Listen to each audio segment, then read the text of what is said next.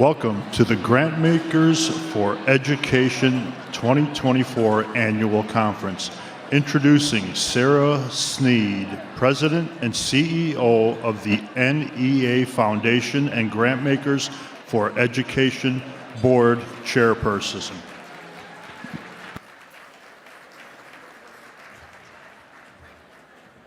Good morning, everyone. Oh, you can do better than that. Good morning. All right, you woke up. Hello, everyone. I am Sarah Sneed. I am chair of the board of GFE. And on behalf of the board and the staff, I want to welcome you to Education for a Thriving Democracy Conference. Yes. The second part of that was truth, discourse, and transformation. As we come together today, I know that everyone knows that the theme of this conference could not be more timely. We stand at a critical moment in education, philanthropy, and democracy, essentially at a crossroad, demanding deep reflection on where we are and where we have been as a field and as a country. We're at a crossroad where the decisions that we make will likely profoundly affect the futures of students, schools, and communities. All of our fundamental commitments are being tested, and I dare say the stakes have never been higher. The choices never more critical. Fundamentally, our choice, as I see it, if you will allow me this, is between erasure and elevation. The erasure or elevation of our voices, our choices, our ancestral wisdom, and our stories. Choices between what is liberatory and what constrains the heart and the mind. The question of whether or not we need to reframe public education and reconsider together what a thriving democracy needs to support teaching, learning, and leadership that is unafraid to speak the truth and pursue justice. What will we leverage? And what will we do to affect change where it is needed? Philanthropy cannot and must not retreat from education now.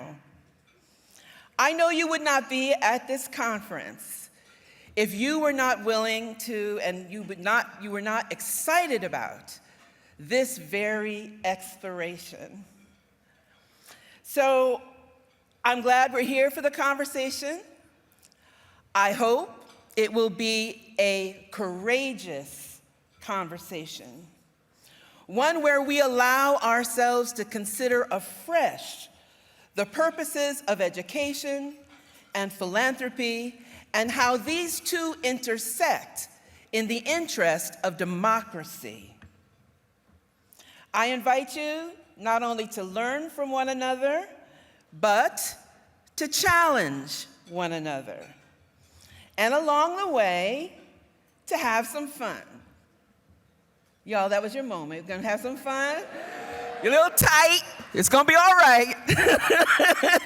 But while you're here, really take advantage of this beautiful city at a beautiful time of year. Let's just thank all of Minneapolis right now for welcoming us. And I want to encourage you to take time to, as I know you will, connect with old friends and to meet some new colleagues. Take time to relax and reflect on where you are in your philanthropic practice.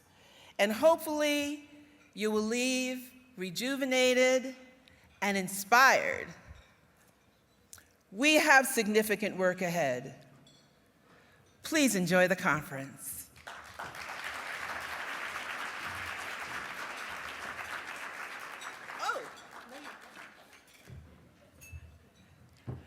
Hi. I am so excited about the person who is leading Grantmakers for Education. None other than Nicole Rodriguez Leach. She is a phenom, and I am just so glad to introduce her to you today. Please give a warm welcome to Nicole Rodriguez Leach.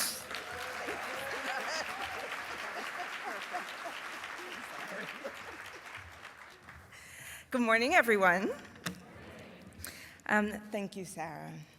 So I'm Nicole. I serve as Executive Director of Grantmakers for Education, and it is my great pleasure to help welcome you to Minneapolis for this year's conference. It is also my great honor to acknowledge the land we're on and the waters that flow through it. Minnesota is the homeland of the Dakota people, who are the original stewards of this magnificent land and its vibrant waterways. Where we currently sit together, downtown Minneapolis, is situated on the ancestral and unceded territory of the Dakota and Ojibwe peoples. This land, rich in history and culture, has been home to indigenous communities who have stewarded, nurtured, and protected it for thousands of years. As we sit and stand and enjoy this vibrant urban center, let us also recognize the importance of the Mississippi River, which flows through the city, serving as a lifeblood for the land and its inhabitants. The river has long been a source of sustenance, transportation, and cultural significance, linking communities and providing a space for gathering and reflection. Despite centuries of colonial theft and violence, this is still indigenous land. So we are privileged to gather in this place, in community, with one another, and at this moment in time. And this time marks a landmark with a national election just a few weeks away and milestone anniversaries of historic moments and movements. These moments and movements and other pivotal events demonstrate that transformational change comes from the efforts of individuals and collectives alike, where they reconcile tensions, affirm truths, exchange ideas, and act. These pivotal moments have shaped our social systems, our institutions, and our lives today. So it's really important that in this moment of our living history, then, that we're gathered here today and for the next few days under this theme, Education for a Thriving Democracy, Truth, Discourse, and Transformation. And with the purpose of really exploring and preparing how to actualize the public promise of education in an inclusive and multiracial democracy. This conference is designed to sharpen our thinking about teaching, learning, thriving, equity, justice, and to expand our ideas about how grantmakers and philanthropic organizations show up. Grantmakers for Education has set its sights on a bright vision for all learners to blossom and prosper in their classrooms and in their communities, in education spaces and systems that facilitate deep and broad opportunities for achievement, mobility, fulfillment, and full human flourishing. We do believe that systemic inequities and injustices in education are a reflection of inequities in our larger society. And so while we maintain our direct focus on education issues, we also connect across broader ecosystems that shape learners' lives. But let me turn to you all. There are over 800 people who are registered to attend this year's conference. Yes. Some of you have been part of this network since its inception, while others of you have just recently joined. You hail from all parts of the country. Your philanthropy touches all parts of the learning continuum and all the places where learning occurs. Whether you call us Grantmakers for Education, GFE, or Ed Funders, which is actually what we prefer now these days, You are each a vital part of this network. And it's fitting that so many of us are here and that we touch all corners of education and philanthropy, because if this moment tells us nothing, we must work together. The sector is well known for the silos we create and organize around, the ideological, the programmatic. But this year, we've really emphasized partnership, bridge building, sector spanning, and expansive ways of being and doing. So I encourage you to stay curious, be reflexive and open, push beyond the polite, and be in community. And I'll start by acknowledging folks in our community who have helped steward this organization and design this conference. It would have not been possible without our many generous sponsors, including Walton Family Foundation, Hewlett Foundation, MACP, Philanthropies, and ECMC Foundation. We have a record number of sponsors this year, so thank you for your confidence, your support to this conference, our network, and so to the field. A very, very special word of appreciation to Ed Funder's Board of Directors, all of whom are your colleagues and peers. So I'll actually ask you all to stand, and everyone else to please join me in thanking Sophie, John, Paul, Katrina, Sean, Bill, Danielle, Giselle, Sarah, Laverne, and Kanita. Don't be shy. Thank you all. I want to express my very, very deep gratitude to my colleagues on the Ed Funders team. So, all y'all, please also stand so you can be recognized for your efforts in bringing us to this day and so much more. Kara, Jesse, Kyle, Bev, Rebecca, Paul, and Stephanie, and several colleagues who are not in the room, Alessandra and Angela. Thank you to Stacy and our colleagues with the Balcom Group, Marty, Fatima, Lisa, Terry, and Nora. And then one more group, very important. Please join me in acknowledging those who had a hand in every component part of this conference, this year's planning committee.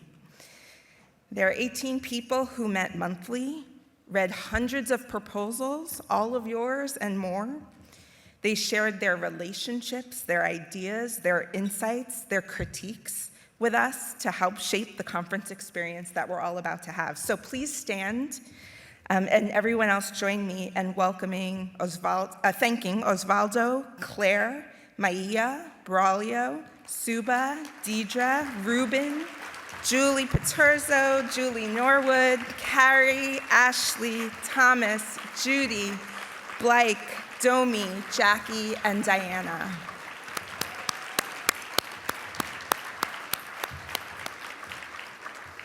I really want to thank all of our supporters, all of our partners for investing your time, talent, and treasures in Grantmakers for Education.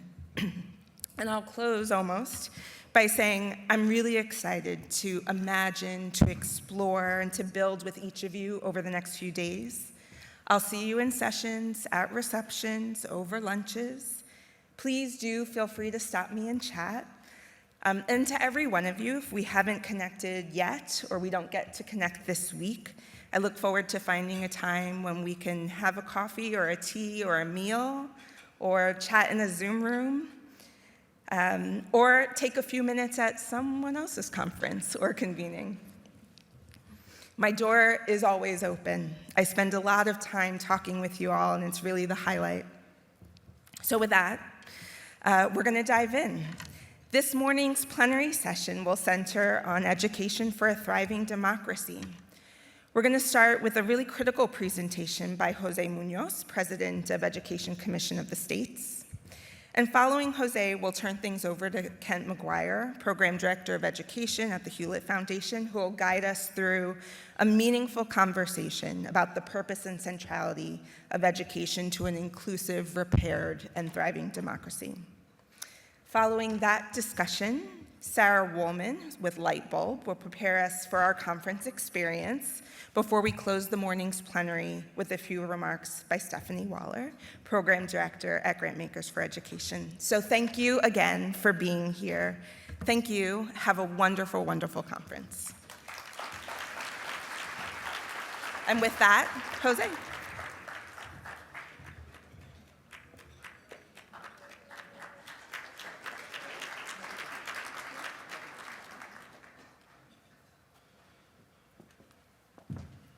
Come on up here. Okay. She did such a great job of thanking everybody else, so let's thank Nicole. Appreciate you. Keep it up. Great work. Before we go on, thanks again to the people in the hotels and the conference center for all the staff for the work they've done preparing for us and the work they prepared to do for us. Appreciate them. So the Grantmakers for Education team are so strategic. I woke up this morning, I just realized, that, Hispanic Heritage Month ended yesterday, and here I am, Jose Antonio Munoz, kind of continuing that, but they're already planning for Black History Month, because I'm also half Black, so that's very, very strategic. I get how you're doing right there, Nicole. So thank you to you and your team. Thank you for the hotel folks. I always have to start off by giving some thanks and some praise to my God, whose plans are to prosper us and not to harm us, plans to give us hope in the future, which is at work in every single one of us here today. So I really appreciate you guys for being out here. I'm talking about policies that unite us. I never thought that I'd be on the stages like this growing up. I grew up on the south side of Chicago in a 780 square foot home where at one point there's 11 of us living in that home. So to this day, we have no idea where we slept, but all we could think about is the joy that was produced out of that home and that neighborhood that allowed me to be in this position today. Now, I understand that I'm an anomaly, but my whole purpose in life is to become the norm for children who come from the conditions where I was raised in, that we have families who care about us, communities that support us, and then a world and throughout the trajectory of my education, just people I can name teachers and educators and mentors who are able to be very supportive.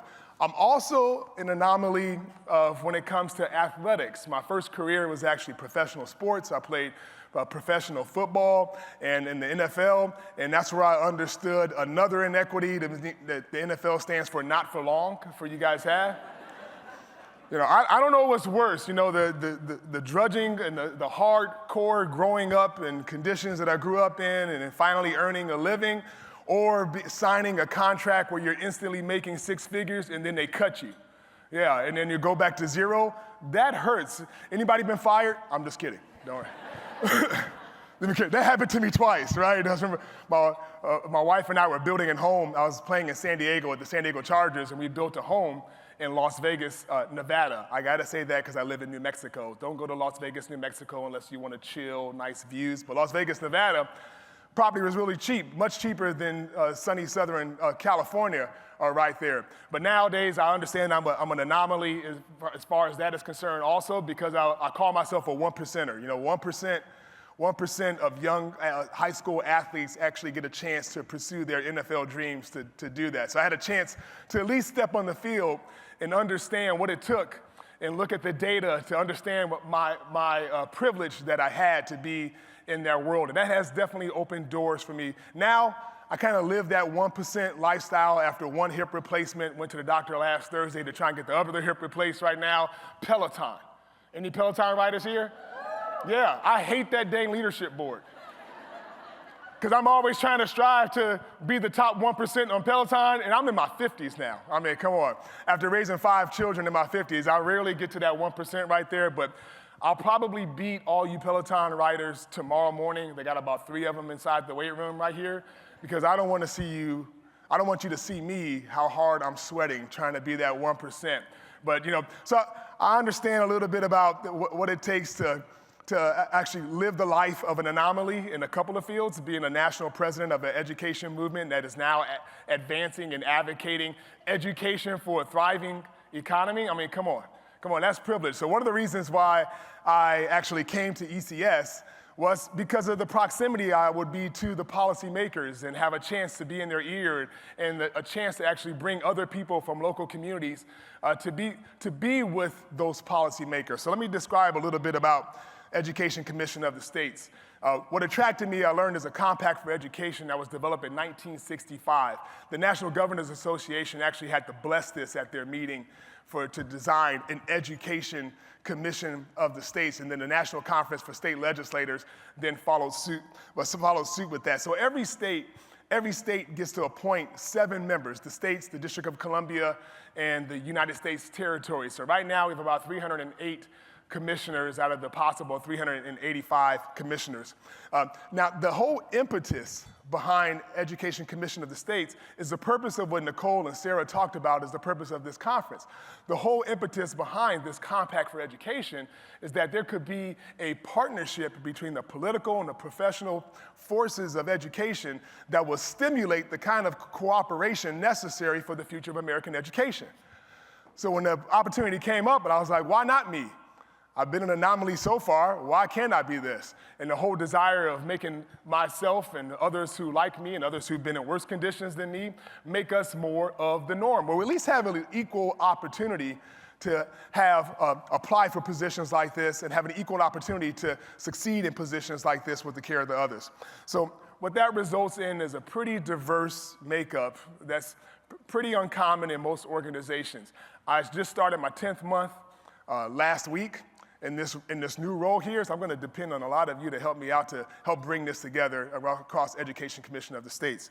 So we've been around education reform for about the last 60 years. I just want to highlight a couple of the policy pieces that ECS has been part of. So this is not all of them, but just since 1965, what we've been part of. And that will lead into where we are as far as states, because I really firmly believe, and you see right now, education is not being talked about in the national election cycle. So it's always been the burden of the states to advance education, and now it's back to that right now. So let me just highlight a couple of policies here. So in 1965, we had ESSA.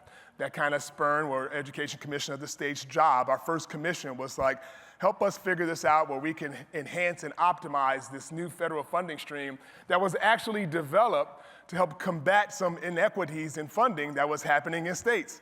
So that was our first role there. Then in 1967, the next commission was for us to actually develop and administer NAEP. So our organization, NAEP lived in ECS for about 15 years. We still partner with them very deeply today. Following that, in 1983, we will work with some other core organizations who bring policymakers together and help inform the nation at risk. Keep moving on forward. In 1994, improving the American Schools Act, where we were working with commissioners around the state to help do approve the American Schools Act. And in 2002, No Child Left Behind. They were trying to do some of the accountability from the Improving American Schools Act, partner with some curriculum development, and coincide with that with some accountability to that for the No Child Left Behind. And then in 2010, Common Core Standards. Common Core Standards, when that came out and everybody was trying to help elevate the content of our curriculum through Common Core Standards, part of our role was to bring this body of commissioners together to begin to ideate what's the best ways to do that and learn from each other as best possible. 2015, moving forward, ESSA. So after years of investment in states from the federal government, they finally said, okay, we're gonna give it back to you guys. We're gonna turn this back over to states right now for you to figure it out. 2020, COVID-19 pandemic. We understand how hard that has been. The whole world suffer. Our big role in that was to help commissioners to just identify, develop, and implement some policies and some learnings that was happening as quick as we possibly can, because the whole world was pretty much at a loss. So I want to kind of just score this. Like policy, sometimes we hear that it really doesn't make a difference. so much, maybe not in isolation, but collectively it could in policy. So I want to share some trends that was highlighted to me by my team as they were putting together some of this information for me to talk to you about today, that there was some improvement, but I'll have an emphasis after I share with you. So this is NAEP scores from the viewpoint of 13-year-olds in math, some 13-year-old math scores right there. So we can see from the all students perspective how NAEP scores incrementally increased over time, about 20%, about 20%. Not as fast as folks want, not as deep as folks want, not as far as folks want it. There were some incremental improvements. But when it comes to equity, there's a couple of groups I pulled out of here. One, here we go here, Hispanic students and black students, how NAEP scores carried out over the last 60 years right here. So with Hispanic students, although all students grew 20%, Hispanic students about 33%, and for black students, it was about 34% as far as the data and how policies and all of our collective action were working within NAEP scores, which just kind of signifies, it gives us an indicator of how our collective impact is having on, as a result of some of these policy adoptions that were occurring. And you'll see some incremental progress of closing gaps, but still far too wide, still far too wide. And you notice after 2010, it began to drop off and you begin to see gaps exacerbate. So what happened in 2010? We had this great recession. We had this great recession come up, but there were also other things that policymakers were looking at into. Cell phones were becoming more popular and how that was affecting kids' health and their focus on academics and the mental health of our teenagers, of them getting less sleep. Remember those studies back at the Great Recession that are coming out with teenagers getting less sleep. But also, as I mentioned too, we had the pandemic, and you start to see those gaps widen out a little bit more. So the national elections, as I said, we're not hearing too much talk, but let me just give you a tale of the tapes for what's happening in states right now. So there's 11 states, as we know, that are having gubernatorial races. Right now, about 7 of those 11 looks like Republicans are in the lead, and 4 looks like Democrats are in the lead in the states right now. From all the states, there's 33 states who are having Senate races and 34 that are having House seats that they have to fill as well, too. Now, the magic thing that all states want to have, and including our federal government, is to have this trifecta. So what's a trifecta? That's when you have the governor's seat, you have the House, and you have the Senate. And across our country right now, I think it's 23 states that have the Republican trifecta and 17 that have a Democrat trifecta, and then there's 10 states that they're fighting around over. So these governors right now, what they're talking about looks very different from what the national federal government and the national politics we're hearing about in the news. And so what our team did was just gather several forms of data that pulled together, and what I asked for is like, where's the common ground? Where's the common ground that folks are looking at across states that we could begin to work with commissioners and bring their constituents together along with philanthropies and professionals as well. So our team analyzed over 6,600 pieces of legislation that was enacted and vetoed legislation across states. We've answered, anytime one of the policymakers gives us a call, we call that an information request. And what they do, we produce a customized report specifically for that state and for that commissioner who put in this request. So there's actually over 320 now. So I didn't even update this slide as of yesterday, but 2024, 320. And then we work with the National Governors Association and analyze and summarize the state addresses from governors.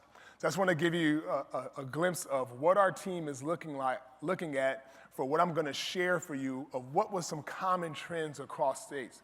We identified 6 common trends and about three up-and-coming trends that they're not quite sure what to ask on, but there's inquiry. You all will probably be familiar, but I would like for you to pay attention to, when I go through the other slides, are the states that are interested in the topic. So whether you are a local funder, a state funder, a regional funder, or a national funder focused on several states, take a look at some of the states.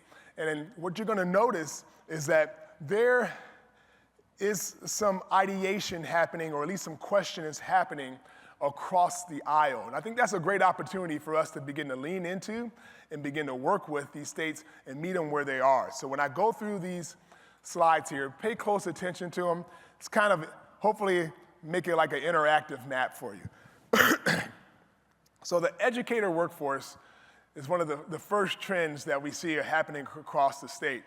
This pains me. My mom, in that 780 square foot home with 11 people, 4 of us became educators. 4 became educators, and I'm an advocate for education. So this really pains me. 10 years ago, my daughter was 14 years old. My youngest daughter, I have 5 kids, she was 14 years old. She came home from high school one day, and she says, "Dad, I don't think I ever want to be a teacher." And that pained me. I said, "Well, why not?" I said, "There just doesn't seem like any respect for them in the school." This is a high school student recognizing this. Policymakers are understanding that too. The very first thing that they're looking at right now is pay them. So we actually have Republicans and Democrats talking about the compensation of educators across the country. We can't figure this out and help them do that. It's shame on us, right? It's like, here they are actually saying, we see this as a mandatory priority in our state. They're also thinking for educator workforce is looking at how they are prepared. They're looking at how to recruit them. They're looking at how to retain them across there. So this has been a bipartisan issue across all conversations and policy being tracked in our country. And you see some of the states right there. These states, I should say, the states that you see marked are from the governor's addresses. The bills, the 6,600 bills, and the information requests kind of coincide with what governors are running on. This is the same. This is the number one connection between what's happening between the 11 gubernatorial races right now. All 11 of them are saying we got to pay teachers more, we got to prepare teachers better, we got to support them throughout their career. The Republicans and the Democrats are all saying that. And so we have a great opportunity to work with right here. The next one, money, right? Everybody's talking about money, especially K-12 funding. So the last few years, they've had an abundance of funding that they're still trying to figure out how to pay, but everybody's afraid of what's happening right now within the economy, but especially enrollment. Enrollment issues right now, the decline of enrollment, the shifts in enrollment policymakers are learning how to and hope to learn more from others like yourselves and their constituents. Their constituents is, how are the shifts going to look? Although there were some beginning to ideate with their funding formula, even using AI and funding formulas to help to try and become more equitable, but there is still so much to learn. This is probably one of the highest requests where our team gets asked to come visit and do a little bit more testimony and participate in some thought partnership with some states to dig into some more of the funding formulas. But regardless of what happens, that COVID-19, when we talk about the funding here, they're gonna need that in the decades to come as far as how to figure out how do we equitably fund and adequately fund education as they're moving forward.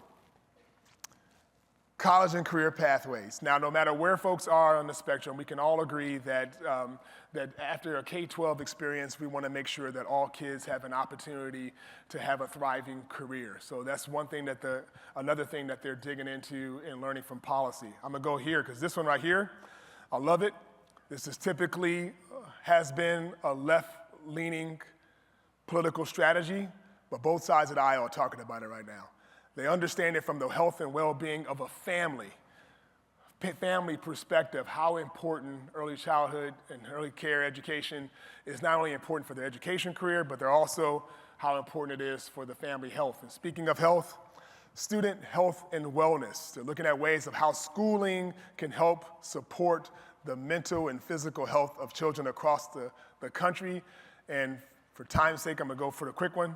Academics, of course. So the academic piece is really learning how are we going to take the way a child learns holistically and incorporate that into a classroom or an education surrounding the classroom. That's the thoughts are happening. Here's some emerging issues to bring up right here. One is the technology. We talk about AI, not only how to use it, but how to mitigate some of the negative risk that can come with it, but also with cell phones from California to Florida, who've done cell phone bans. They are learning how that is impacting a child's health, their socializing, but also how it impedes upon their academics. Chronic absenteeism. I think there was doubled the percentage since the 2019-2020, from 2022-23, has doubled increase as far as the percentage of children who have been chronically absent. And so if kids aren't coming, all that they're working on is for naught. So this is a huge policy issue that they're considering on the state level. And then finally, the structure of schooling. Not so much from how we've been hearing and seeing about it from charter schools to private schools to neighborhood schools. What they're asking is, and have been exploring, and which also has grown quite a bit, is 4-day schooling. They're also looking at and investing in more of out-of-school time, which inclusive of summer learning. We see higher investments in the extended learning phase. But what the core question for all their thoughts are like, when our kids are in school, and then when they're there, what's the best ways for them to learn? Not so much best way to teach them, but they're actually really asking questions about how folks learn. So I'll leave you with this. This is from one of our founders, Governor Terry Sanford out of North Carolina, one of our founders. And he really believed that he felt it was our role to make the body politic itch, to spur them on towards action. So in this evolution of the Education Commission of the States, to support the Education for a Thriving Democracy, what we're looking for is what they asked for back in 1965, is to bring the political, the professional, and their own people, their constituents together to design policies better together. I think there, as you go throughout this conference, and I had a chance to look at many of the workshops, again, the team has done a fantastic job, and the planners done a fantastic job of giving us all information that we can lean into and gather. So I just implore upon us to include the policymakers, especially at the state level, as part of your thought processes when we go back and plan for us to attain that education for a thriving democracy. Thank you. Thank you, Nicole.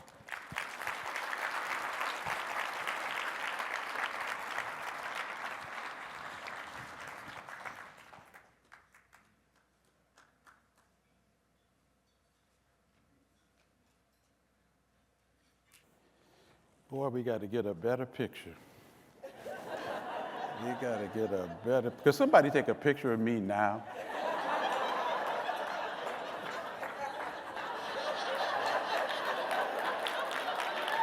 Thank you.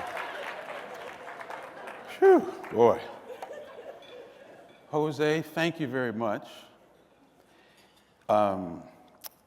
And Nicole, thank you for giving us such an opportunity for a great week. I'm Kent McGuire. I work at the William and Flora Hewlett Foundation. I'm 8 years old almost, and that's as old as you can get at Hewlett. I really enjoyed looking at that timeline, Jose, until I had a chance to put myself in it. I mean, literally. I worked at ECS back in not 1893, not 1893, 1983, thank you. Oh, it feels like it. And I remember the moment in the country, what we were doing then. If I had more time, a couple stories I'd tell you.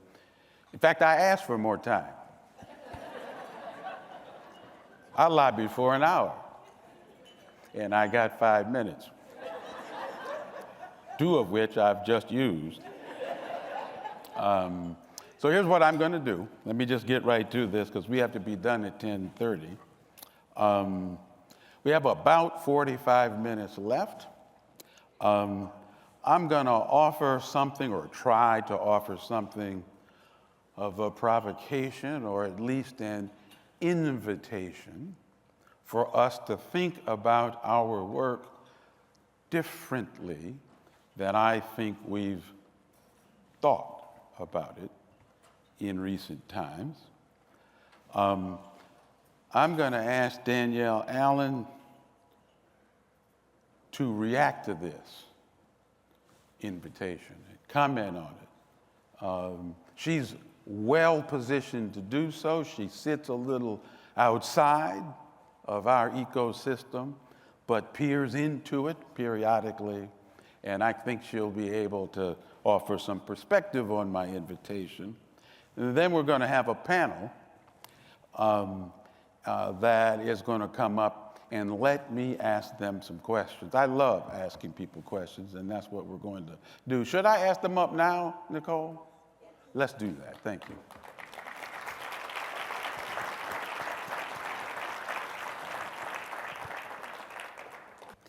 They all know who they are, right? You've got the fancy program app that's got their introductions in them, so I don't have to spend time on that, right?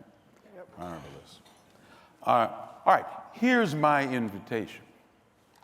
I will want to say that my work, my colleagues and I, we're the deeper learning people. I, by the way, have the best team in philanthropy. They're all here. I just want to say that. And your work, I think we're all at something of an inflection point. Sarah, it's another way of making the point you made when you opened the meeting. All of us have been committed to breaking the link between race, income, and learning outcomes. We've all put our backs into this. We've put resources and time into this. Many of us have grantees, of which we're very proud. Most of them are in the meeting. You know, that's who fills out our sessions, are the people of whom we think are doing the manifest what we care the most about. And yet none of us collectively have been able to really break that strong link between race and learning. Just think back to the slide Jose just showed us. It's really about the period from about 2010 to now that my invitation or provocation is concerned with. I will argue that there were 3 core assumptions that underlie most of the work that all of us have been doing. We can argue about this. Danielle can take me on about this, or at least the panel can. Number 1, that the purpose of our schools, fundamentally, when it's all said and done, has been to prepare young people for the world of work. In fact, I will argue that the reform agenda that got set up at about that point in time had to do with the fact that the nation's business leaders were blaming the education system for the country's economic woes. I mean, my goodness. But that, I would argue, was a fundamental assumption behind the work we were doing. Number 2, schools were underperforming with regard to this. Schools were underperforming with regard to this. And number three, and therefore, what we were really talking about, the problem we were solving for, the thing we set out to solve for, was to solve that performance problem. We had a performance management problem. Why else would we focus on something called a failing school? Why else would we set out to find the bad teachers, the effective versus ineffective teachers? Why else would we think about trying to foster more competition within the system? Come up with choices so people had options outside the system. It was a performance management problem we set out to solve. Now, sure, we care about whether schools are failing or not. Sure, we want our teachers to be effective, so forth and so on. But I will argue that that definition of the problem had so much to do with how we decided to solve for it.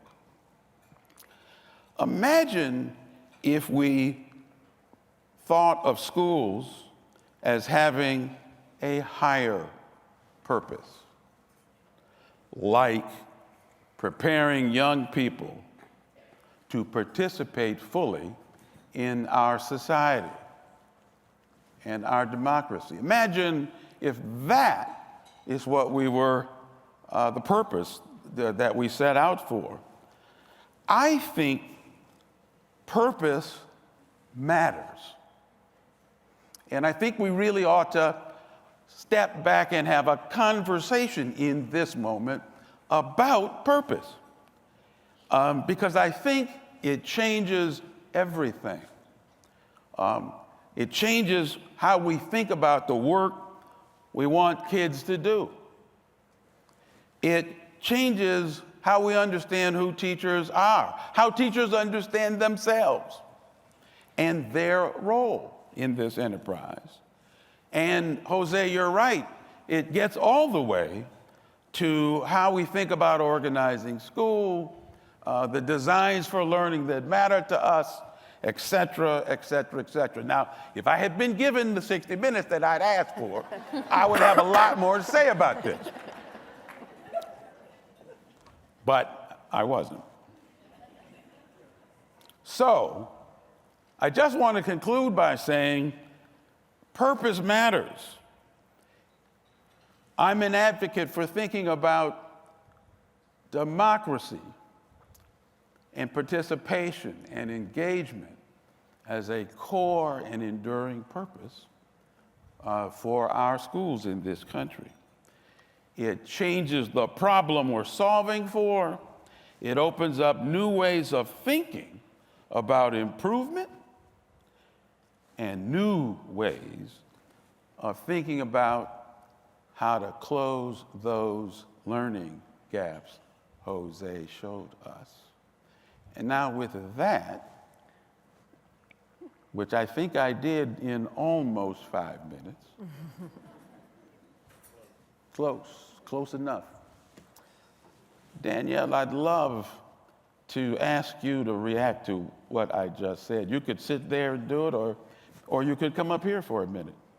I think I'll sit here so we can start getting Very into good. the conversation with I'll the come over incredible with people that we have here. But Kent, thank you so much for those opening remarks. And thank you to Grantmakers for Education, or Ed Funders, I'm learning my lesson, for convening this incredibly important conversation about education for a thriving democracy.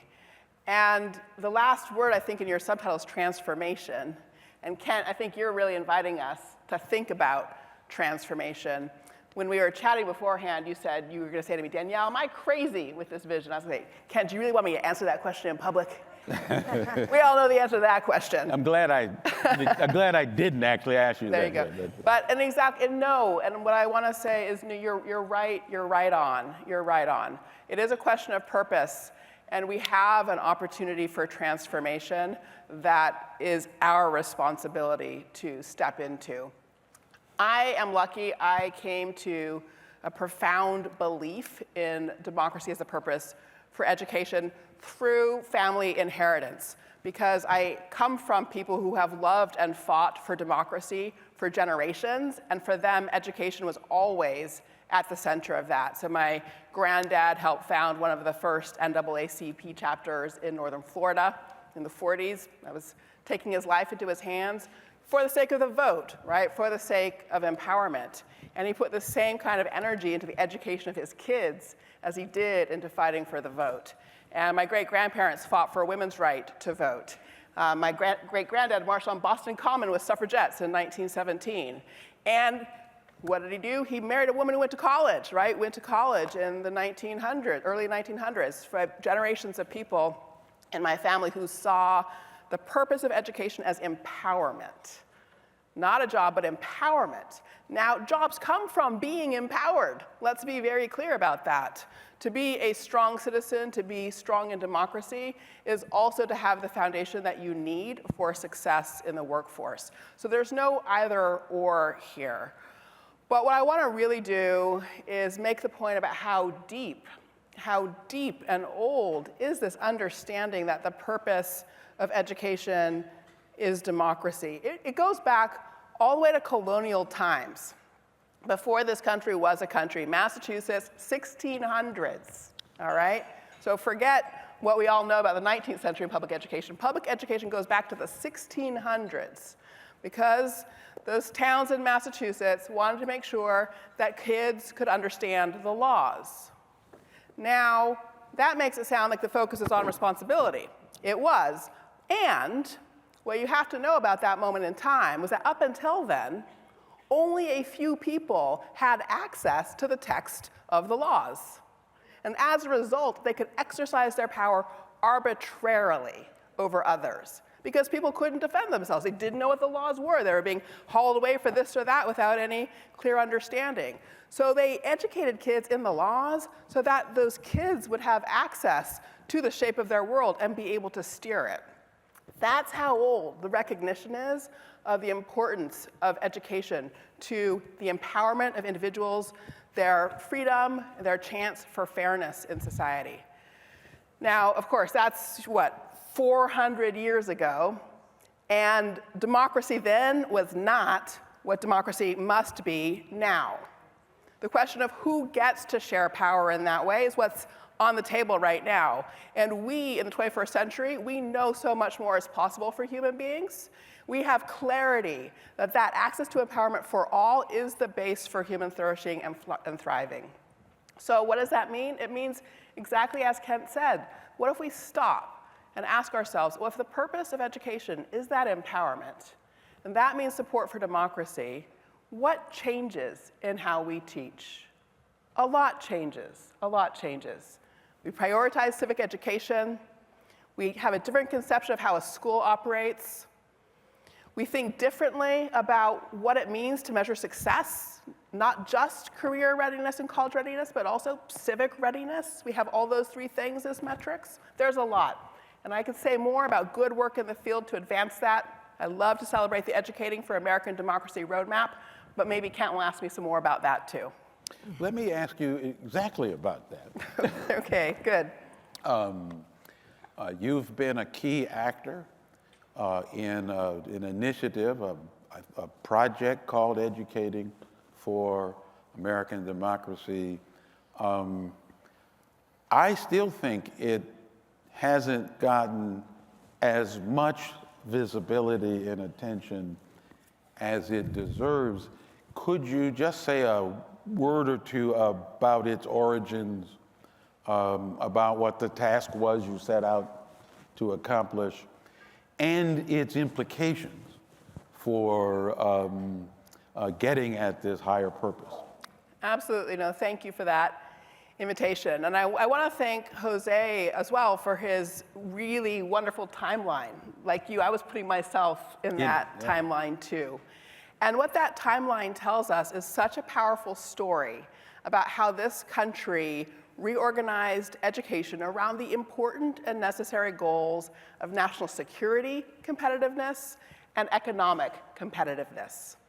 But when we did that, we forgot about the question of what it means to be healthy among ourselves here at home, to have civic strength, to educate for civic strength in the sense of educating for citizenship. And so for several generations, people have thought it was impossible to say, what's excellence in civic education, right? We had the fights in the 90s over that question. The Common Core state standards left social studies on the cutting room floor because people couldn't agree about it. The idea was that it was impossible to answer this question of how to educate well for history and civic learning. But wander into the space in about 2019, 300 wild-eyed educators from across the country, coming from different professional forms of expertise, practitioners, as well as academics, and covering the political landscape, crossing viewpoint divisions. 300 of us came together and said, kids deserve rich civic learning opportunities. We grown-ups have to find an answer to the question of what excellence in history and civic learning is. And with funding from the NEH and the US Department of Education under both the Trump and the Biden administrations, we did a bridge building exercise to answer that question. And in March of 2021, delivered the Educating for American Democracy Roadmap. It is an inquiry framework, a set of questions that all kids should have the chance to encounter over the course of their K-12 education, organized by grade bands and in 7 thematic areas. It can be used by educators to develop lessons, by districts to develop a democracy planning education program for their district, for LEAs. It can be used by states for standard setting, and it is now the basis for new pilots in social studies education in about 19 states around the country. And why? Because a group of people from across the political landscape linked arms and said, we know we're going to disagree, we know we're going to hit stuff that we're going to fight over, and we're going to wrestle our way through to compromises and deliver a picture of excellence in history and civic learning for all of our kids. So that's the roadmap, and it is doing good work, and I'm delighted to share the exciting news that the Adams Presidential Center, the newest presidential center in our network of presidential centers, has stepped up to host the Educating for American Democracy Consortium henceforth. So this is really exciting because, thank you, Laverne. Yes, it's good news. We know about founders like Jefferson and Washington, the Southern founders. Adams never held slaves. Adams always thought enslavement was a bad thing. So for the Adams Presidential Center to enter into the landscape of monuments to our history, we're getting the complete picture of this country. We have always had a cause against enslavement in this country, even as we also had the voices speaking for enslavement. So to have the Adams Presidential Center step up and own this project of educating for citizenship in the 21st century is really exciting. Danielle, thank you so much. I just want to note we're right on time. All right, we're right on time. And John, I want to turn to you. And, you know, so far we've argued that this is a moment, that the moment to think, I have argued, that this is a moment to think in new and different ways about the task, you know, for closing these gaps and improving our schools. You know, you agree or disagree with me about that? Well, first, I just want to take a moment of personal privilege just to thank Nicole and Ed Funders for convening this very significant meeting so that we have this opportunity to have these conversations and selecting the right moderator. There has not been a person, absolutely, who has been a senior leader in the Clinton administration, a senior leader in academia, a senior leader in philanthropy. And I don't mean to assert that many of the challenges we see in education today are your fault, but, but only to say that much of the good that we see today would not have happened without your leadership. So I thank you for that.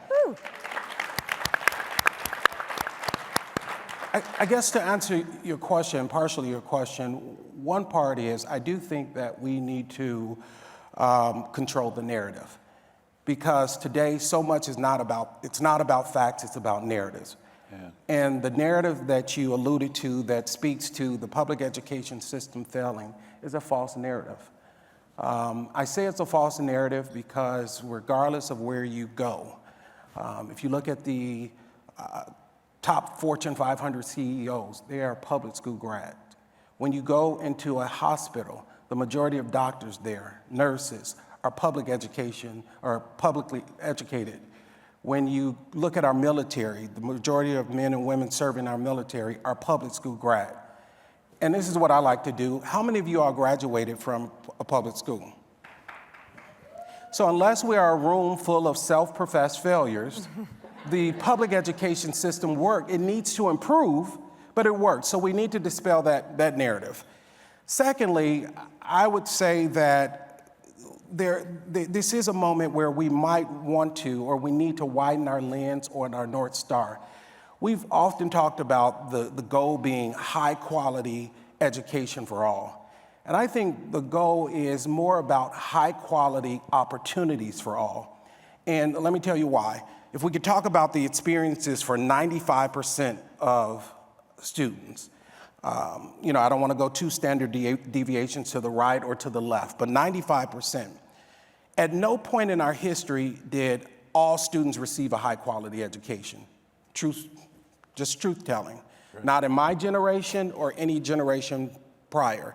And I point to those because those two generations are the generations that put forth the narratives, the critique and policy framework that juxtapose the performance against all students having access. At no point have we had students who have been taught to the test or a standard than the students from the last two generations. No point in our history. High school graduation rates are up over the last decade. Yet, if you look at college enrollment from 2011 to 2021, it's down 15%. So 2011, 18 million students, 2021, 15 million students. So there's something that we're selling that they are not buying, right? We would expect to see that those opportunities are actually increased. And I would just submit two pieces. One, could it be that higher education admission standards have done more to limit access to high quality opportunities for young people than any damage that pre-K through 12 education has done? We've got to interrogate that. Could it also be that we have so focused on standards that we lost focus on the systems, democracy, and the supports that are necessary to get students access to high quality opportunities? Love has produced more outcomes than any standards have, any NAEP, right? We call it creating loving communities. And as Jose alluded to, like him, I grew up on the south side of Chicago. It's a thin line for a black male to spend a career in philanthropy versus prison. A thin line between moving grants in communities and grams in communities. And it's not because one is smarter or bolder than the other, because actually it's more risk to move grams in communities than grants. And some of us still are having problems moving grants in communities, right? So it's not because it's smarter or bolder, but it is about the supports that are made available. And I think that between K through 12 education and higher education, we have so prioritized the standards that we haven't prioritized the social development, the mental health, and the development of the systems like our democracy that are necessary to create those high quality opportunities. That's why I am, glad to see a Harris campaign, and I only mention that campaign because they're the only ones that's talking about it, that is centered not on just a high quality education, but an opportunity economy. Thank you, John. for everything except blaming me for the. I didn't blame you. You know, if you, we should still have Jose's slide up on the one with the NAEP scores. If you looked at that period of time from right up to 2010, Yep. there was a 20-year period of time in this country where the following things were true. We committed to trying to integrate our schools. We focused on school finance reform and resource equity. We took some time and energy and we put it in strengthening the quality of our workforce. We focused on ECS was the place that held all of the projects to help the federal government enact a war on poverty, the education parts of that. Mm-hmm. And it was in that period of time that we saw those lines, the slope on those lines doing like this. And it's only when we stopped all of that that we saw those sharp declines. And so there's some stock we need to take in correlations between. So you're right, the schools can't work. Can you say that again?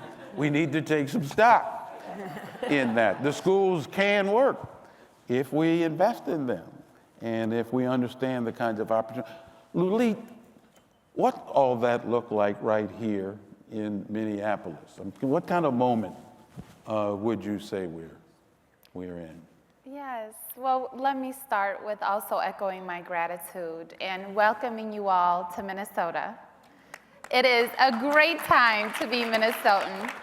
And you know, I'm actually originally from Addis Ababa, Ethiopia. My family and I came here as refugees in 1999, and Minnesota is a big refugee resettlement state. That's why we have some of the largest Hmong populations, Somali, Liberia. If you have a chance, get out this hotel and really explore the cultural diversity here. You can find the diaspora of many, many cultures right here in St. Paul and Minneapolis.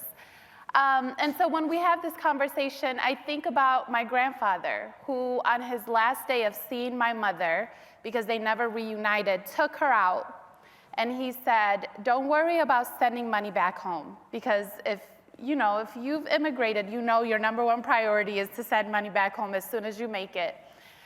He says, just make sure these kids get an education. And he understood that it was a pathway to building power and really being part of this civil society. And it was really a symbol of opportunity, which is why so many of us hold it so dear and close.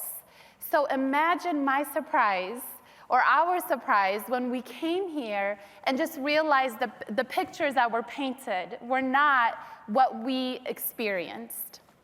And yet we survived, right? And yet we made it, and yet we made the best of it. But what I really want to lift up in this community are the cultural makers that love our children. You talked about love, John. And whenever schools and policies did not meet us where we were or where we could be, the elders, the mothers, the aunties did. They came into the school. They, taught us between classes, taught us after classes. And organizations in this community, like the We Win Institute, and if you know of them, make some noise, right? Because they are the ones working around the clock to really supplement. And I was talking to my partner, when I said this, he was like, they're not supplementing, they're educating. Mm-hmm. And they're doing so with very minimal resources, fighting for grants, right? Having to prove their worthiness to a lot of our philanthropic institutions, even though they are the ones our kids were still able to continue their learning during the pandemic. They're the ones who are doing home visits, who have relationships with families and parents, and who really make sure they look out for us. So we win Network for the Development of Children of African Descent, St. Paul Promise Neighborhood, Northside Achievement Zone, St. Paul Youth Promises, and I could go on. And at the Black Collective Foundation, where I lead my work, we really move forward with the idea that Black-led change is genius. And that's really affirming that the kind of change that has influenced a lot of movements in this country, whether it be education, civil rights, the women's movement, the labor movement, is steeped in this deep sense of freedom, but also in like future living and dreaming of a time before we could even see it. And a lot of the people that I'm talking about that loved us see this every day, even though the material conditions around us do not. And so when I think about the time that we're in and the models that work, I really want us to tap into community-based models that have been working for as long as I have been in this country, for as long as our collective ancestors have been in this country and beyond. And really look, and that's the beauty of social change organizations that are either nonprofit or other non-registered organizations that do their work anyways. They're moving forward models that are proven and that are working way before government or systems can adapt them. And often, by the time these are policies, they've already been proven for decades. And really, government is catching up to what we're already witnessing. And so I'm glad we're having this conversation at the intersection of philanthropy, grant making, education, democracy, because it's really time that we follow the genius of what I shared is Black-led change. Absolutely. All right. Yes, we're still on the clock, but the clock is fleeting. So I'm going to put two questions together, and I'm going to turn to Zoe. I had imagined asking if we have any good examples of, the kind of work that philanthropy can do, to kind of forge these connections. And Nulit just basically said, yes, we do, and we could have more. But Zoe, I really want you to talk about how we could be working to build a stronger connection to this purpose, and talk about what's at stake if we don't. Yeah, I've been thinking a lot about that. I love that Kent said everyone else to be the inspiring voices. We'll have more engaged students, we'll have more love in our schools, we'll have a stronger democracy. And I'm going to talk for a minute about what's at stake. I get this job a lot. Okay, so what's at stake if we don't renew the social contract that is really the one between our public and our public schools? I've been thinking a lot. How many of you during COVID, you might have read Heather McGhee's book, The Sum of Us? Yeah, and if you haven't, I'd ask you to go back and read it, because I think right now her metaphor of the drained pool, the idea that during the civil rights era, when communities were confronted with the idea of taking their luxurious public pools and integrating them and sharing them, or draining them, they chose to fill them with concrete and sell them for $1 rather than to really share in that prosperity. And I connect that right now to, it's no surprise that in our contemporary struggle for a multiracial democracy, that it is our integrated public schools, what Heather has called the last integrated public good, that have come under attack with censorship laws and book bans that mean that over 50% of our students today are going to school in schools where they can't learn an honest history about the struggle for our multiracial democracy. And as they grow up and prepare to vote, how does that shape who they are and how they'll lead in our democracy? So, and to further connect that, the very same efforts that have driven censorship, book bans, the limiting of our history in our schools, the same people are passing universal voucher bills that are literally a path to draining the public resources from our public schools. So I think the stakes are really, really high. But I also think there's so much that philanthropy can do. Right now, a large group of us are collaborating, so many folks in this room, across the field, to build an infrastructure to help the public understand what's at stake when we take those kinds of actions and erode history and belonging in our public schools, and what can we build instead in its place. So I think there's a lot that funders can do to help the public understand what's at stake, and I think there's even more we could be doing to try to build a renewed vision and social contract for our public schools. I credit Kent for taking one of these steps. Kent is always asking us to see the big picture, right? To look at the long arc of our public schools, to stay focused, that's fine, on the technical things we might be funding, the research projects, the practice improvement efforts, the individual programs. But let's also be in this conversation that is about what is the purpose of our public schools for today, and how do we enrich that? I think we could be, thinking back to how do we support places like ECS and NGA, places where they support political leaders, our leaders, to have different kind of conversation with our communities and our society about what do we need from our public schools today, and how do we renew that purpose. So, I think there's a lot we can do. We can fund organizing so that when political leaders hold those conversations about what do we need for a proactive vision for our education system and our democracy, community can show up with the power and with clarity about what they really need. So I think there's a lot we can do, and we should pick up the work. Thank you. All right. Here's what I'm going to say about all that. Number one, Danielle basically said, Kent, you're not crazy. That's right.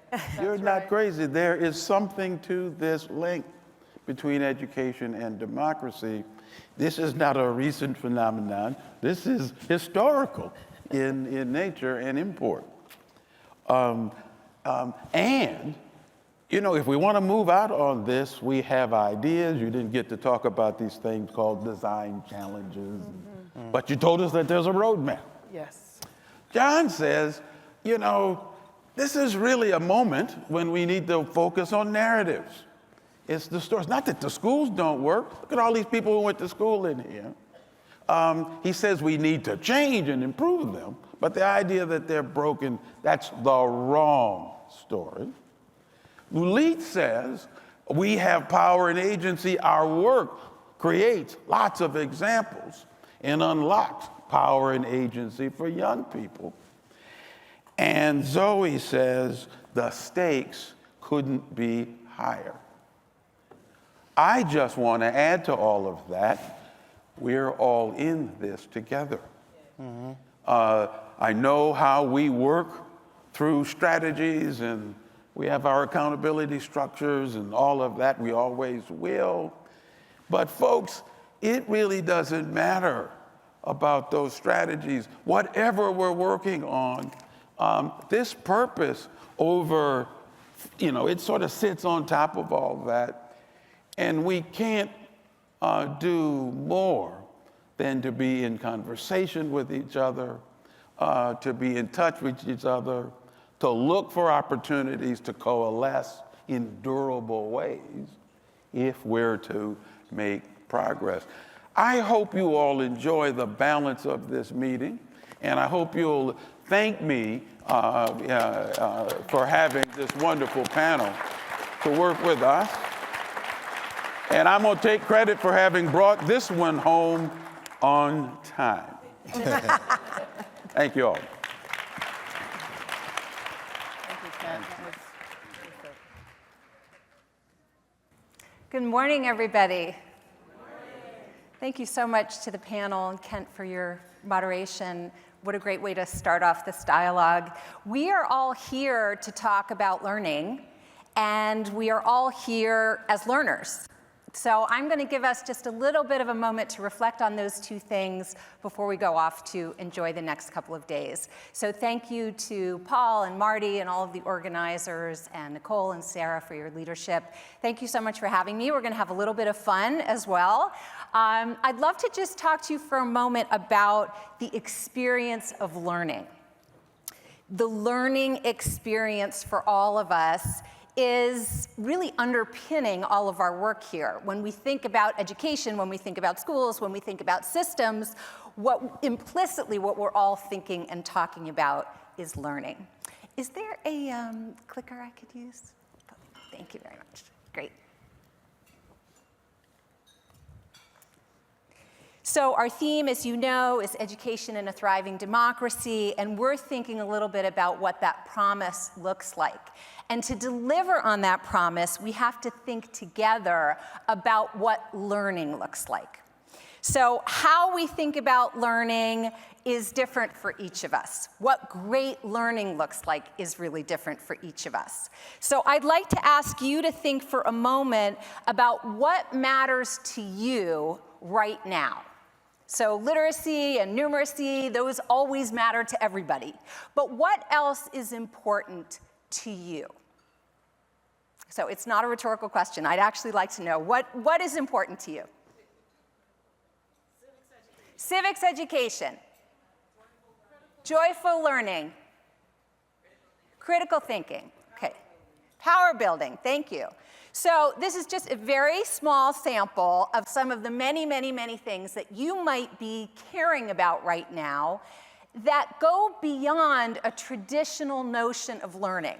When we look back and we think about how learning was measured or what we thought great learning looked like, it didn't look like this, right? We share, even though we may have different priorities in our portfolios, in our work, in our practice, we share the idea that a broader and more expansive notion of learning is important today. So I want to give you a couple of examples of what I mean by this, and some of this might seem very obvious, but I think it is really important as we talk about learning over these few days to think about what great learning looks like, what we're learning towards, yes, but also how we learn. So here's the first example. Here are 6 Lego bricks. Did they look familiar? Have you ever stepped on one? Yes, okay, I know that expression when everybody goes like this. Okay, so each one has 8 studs. These are 2x4 Lego bricks. There are 6 of them. And I want to ask you how many different ways you think there are to put these 6 bricks together. So in a traditional approach, I will tell you how many different ways there are to put them together. Some of you might write it down, some of you might not. You might remember it, you might not. You might have a quiz on it. Does that sound familiar? Okay, so we would call this, I think, sort of the learner as passive consumer. And raise your hand if you learned like this. Okay, and a lot of classrooms around the country and around the world still think of learners as passive consumers. We would think of this as like the preach and teach or the chalk and talk. I talk, you listen and learn. Sound familiar? Okay. So let's look at example number 2. We've got the same 6 bricks. These are our same 2x4. You see the little studs on there? The same 8 studs on each one. So now I want you to think in your mind of a guess of how many different ways there might be to put these bricks together. You got it? Okay, so here I'm thinking about the learner as an invited guest. So you might be a little more interested. So some of you maybe thought of a specific guess. Raise your hand if you thought, I want to just see where this goes. I'm not like actually going to think of a guess. I'm just going to like see where this conversation goes. Come on, be honest. Thank you. I appreciate your honesty. So here we've invited the learner, and maybe they're a little bit more, we're leaning in, they're invited, but there's still this optionality where it's like, I don't really need to make a decision. I don't really need to make a commitment. And now let's look at the third example. So again, how many different ways are there to put 6 bricks together? Raise your hand if you think there are more than 10 ways. Keep your hand up if you think there are more than 100 ways. Keep your hand up if you think there are more than 1,000 ways. Keep your hand up if you think there's more than 100,000 ways. Keep your hand up if you think there's more than 1,000,000 ways. 100 million ways.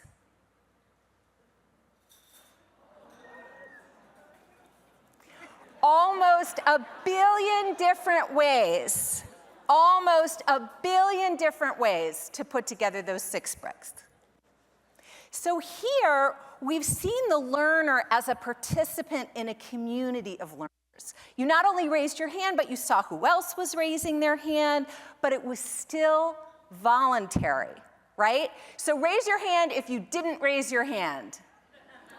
Okay, so now you see the problem, right? We're not all 100% present and participating. So now we're going to do our last example, and for this one, I need a little bit of help from you.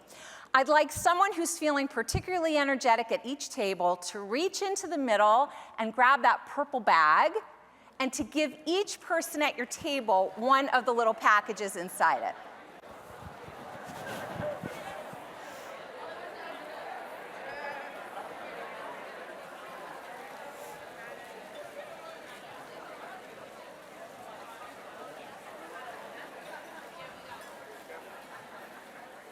Okay, does everybody have one?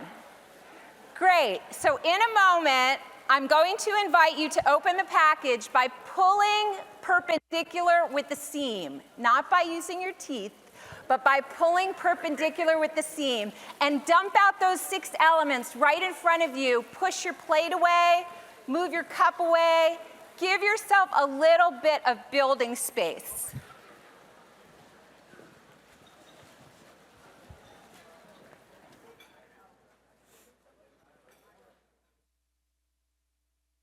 We are not building yet. We are hands-off bricks. We are not building. We are not building, but we have our elements ready to build. Let's see a thumbs up if you're ready to build. Everybody looks ready to build. Okay, amazing. So here is the building challenge. Are you ready? Build a duck in 45 seconds. Are you ready? Go. All the ducks are emerging. Your time is almost up. 5, 4, 3, 2, 1. Time's up. Hold up your ducks. Hold them up. Somebody take a picture. Hold them way up high. Take a look. Great job. Great job. Do you see yours up here?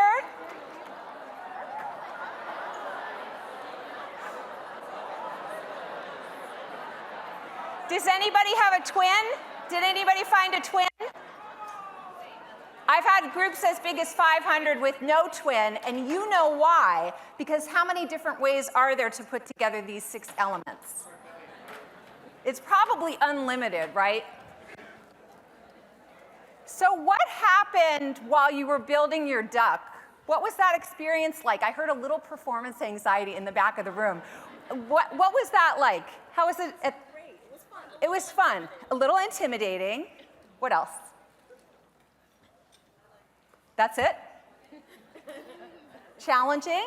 Great. Anybody feel a little bit of that heart racing? What happened in the room?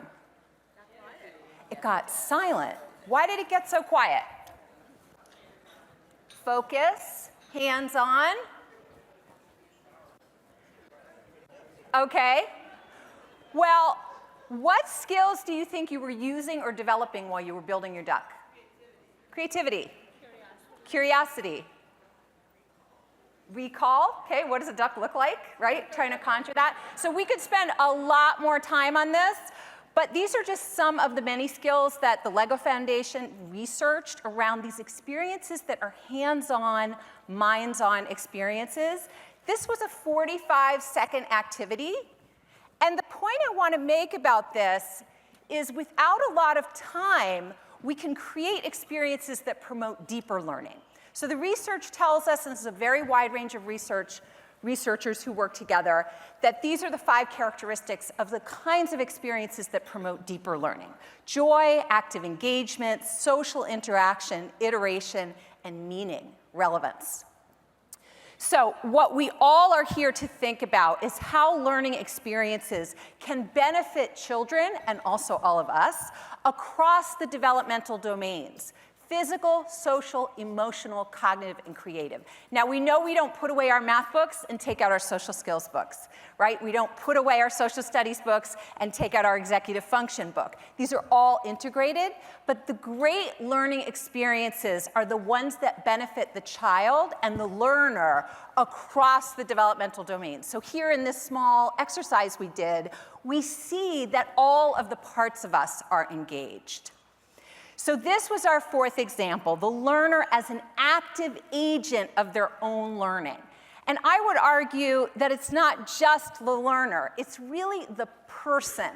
And that they're not just an active agent of their own learning, they're an active agent of their own development.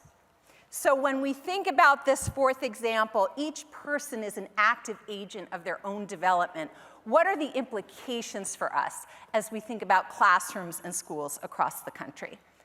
So if you see yourself up here a little bit, there are a lot of different ways of talking about this: whole child, holistic, whole learner, ideal learning, but they're all fundamentally getting at the same notion, which is that learners have needs beyond literacy and numeracy, and that we can get to those academic goals while tending to the whole person. So one final point, as we think about children, they are current people, they are not just future adults, and their way of working, their way of thinking, their proclivities, they matter today. So how do we honor children where they are today? So we meet children where they are, thinking about their full selves that they bring to the table. And the same is true for us here at this conference. We bring our whole selves. We are here to think about the public promise of education, and my invitation to you as you go out into the conference over the next couple of days is to think about how we can create opportunity for all learners and for ourselves as we go forward. And I'll just share this slide. As we think about the conditions we want to create and the support we want to provide, how do we help young people be ready to receive what we are offering? And that's by seeing and hearing and valuing them today as they are. So finally, the false dichotomies that are out there, let's reject them. Which is more important, grit or kindness? Which is more important, achievement or equity? Which is more important, you name it, A versus B. They are all possible. And when we innovate, we are able to meet kids where they are across the domains of their whole being. So as I send you out into the rest of the conference, I wish you an enriching, meaningful, joyful experience. Remember to think of yourselves and others as learners, and to the best of your ability, let's all try to show up as our whole selves. So thank you so much.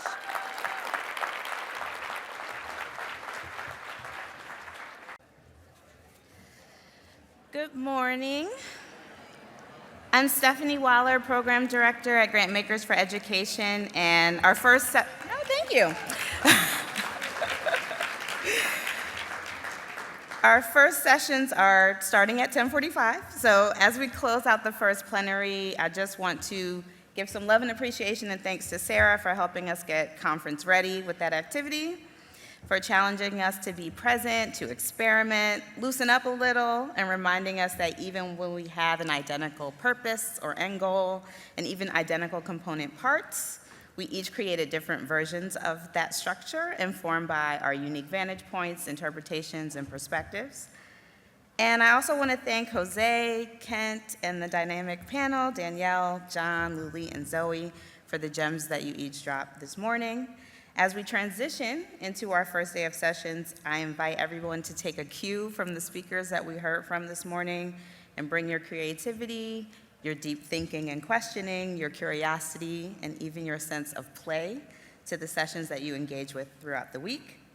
And also be sure to leave some room for others to challenge you, to think differently, and challenge yourself to imagine new ways of being and doing as you're connecting with colleagues around this question of what education for a thriving democracy looks like. We want to be sure that we are meeting your needs with the design of this conference experience, from the content you engage with in sessions to all of the extras that make a conference experience what it is. And to that end, I want to remind you about some of those extras really quickly.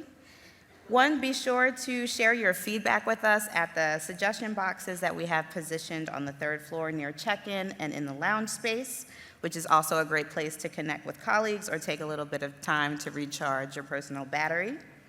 If you're looking for a quieter space with a little bit less interaction, we also have a wellness room and the prayer space, also located on the 3rd floor. And lastly, there's a lactation room on the 2nd floor for nursing parents. As a final reminder, we look forward to seeing you this evening at our host event at Mill City Museum, where we're in for a treat from Youth Gospel Choir, known MPLS. I'm a former gospel choir kid, so I'm looking forward to seeing what the alto section is hitting on. Part of the program this evening will take place outdoors, so please bring your coats. And buses will be leaving from the 11th Street entrance to the building at 6:30, so please meet downstairs starting at 6:15. With that, I'm excited to welcome you to conference again. Have a first great day of programming. Thank you, everybody.